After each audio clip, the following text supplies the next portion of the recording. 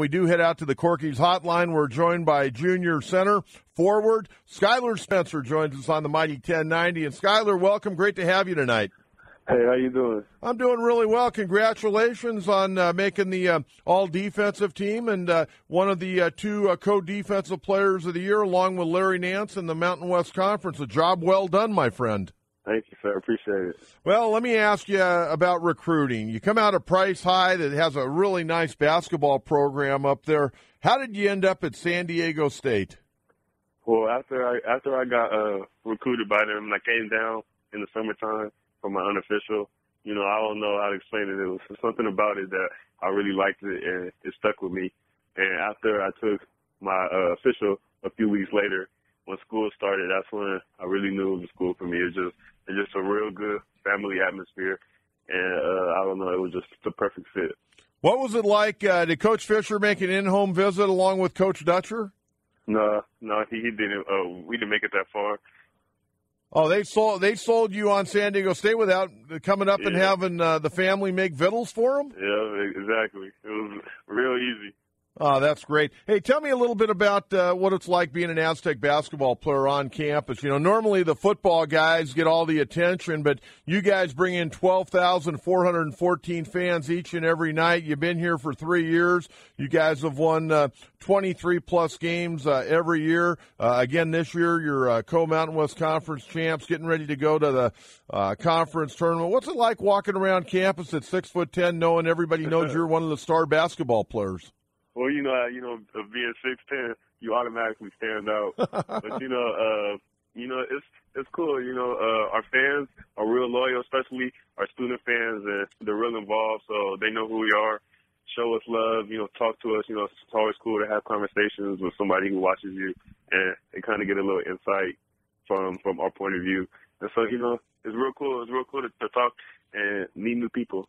Hey, Skylar, I got to ask you this. I've been on campus. I'm a lot older than you, but I remember when I was in college, I didn't go to San Diego State, but I went to a school here. And, every once in a while I'd go over there. I had a bunch of buddies that went to San Diego State. And, around 11:30, 12 o'clock, it was always kind of fun to maybe hang out in front of the library when all the classes were getting out. Where do the basketball players hang out aside from over at the workout facility?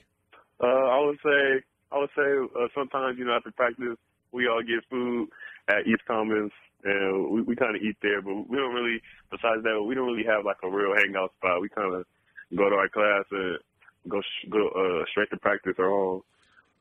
Well, what was it like cutting down the nets the other night?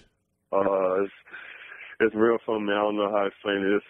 It's a real great experience, and I'm real blessed to be able to do that 2 years in a row. So I really enjoyed that. We're visiting with Skylar Spencer, one of the stars of the Aztec basketball team, leads the world in block shots, the all-time shot block leader in San Diego State history. He's got another year next year. When did you become a shot blocker? I mean, you're 6'10", but there are a lot of guys that are 6'10" that don't have that anticipation and that quick reaction to be a dynamite shot blocker. When did you kind of arrive as a shot blocker? I would say probably when I was a freshman in high school, because all my life I've been tall, so I've blocked shots just because I was tall. It wasn't really, I didn't really consider it a gift or anything.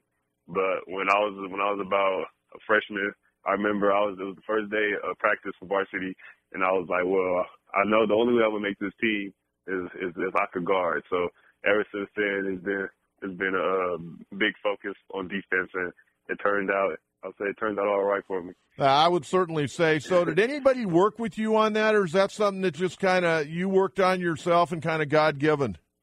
Yeah, that's something I worked on myself. I've taken notes from coaches, and they've helped me on certain things. But overall, it's kind of just been all natural.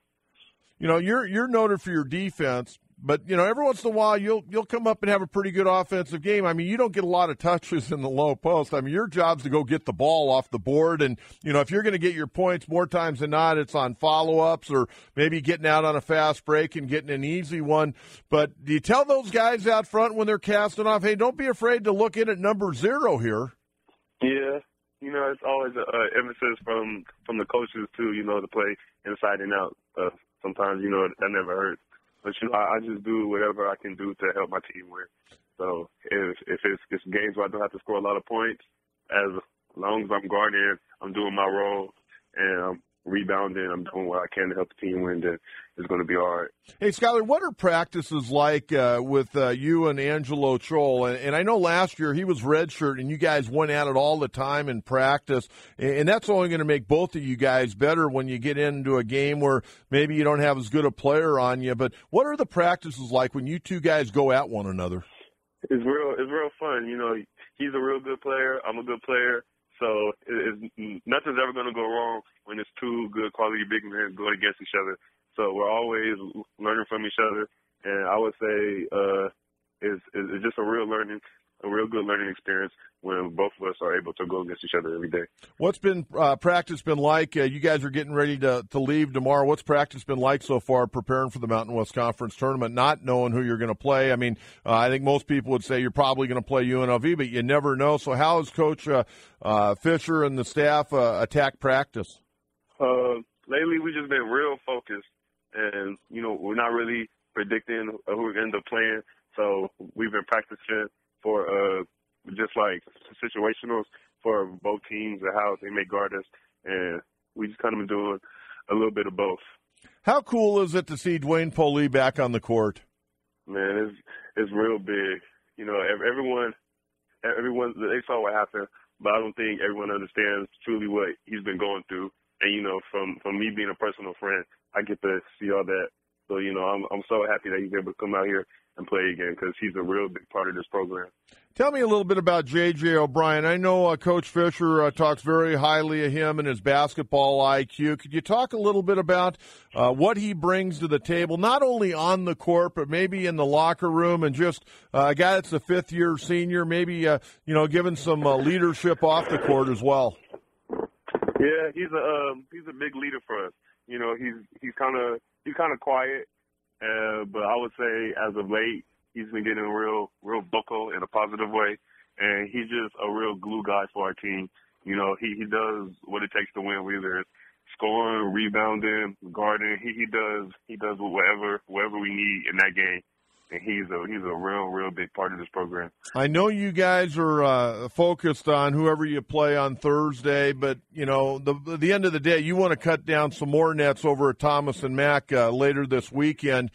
How much would you guys enjoy getting another opportunity to go against Boise State? It would be big, you know.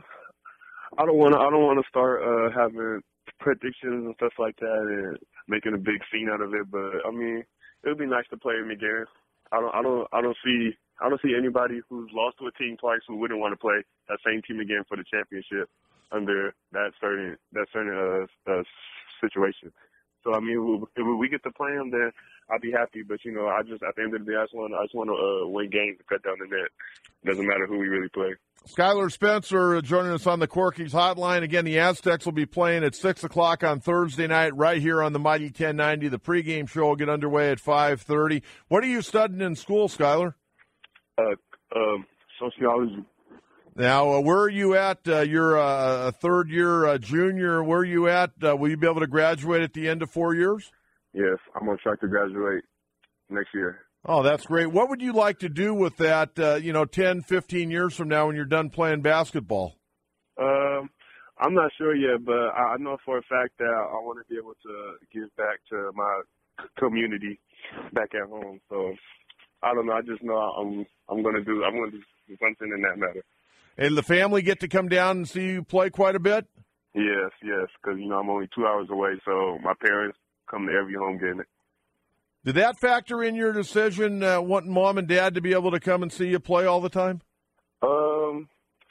Not really. It just all happened to work out. I felt that, I would go where I had to go that was good for me, but it just so happened to be a place where it's not too close to home and it's not too far. It's just everything's perfect. Hey, I got to ask you, I do Coach Fisher's show on Thursday nights, and one night a gentleman came up and was saying, have you been working with Skylar Spencer on his free throw shooting?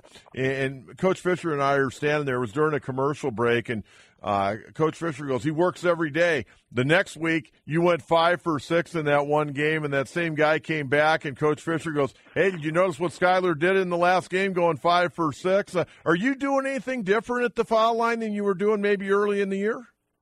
Sort of, yeah. I'm changing small mechanics without making a big change in the middle of the season, and, working on small stuff like breathing and where my hands are and stuff like that, little small kinks that have helped me out.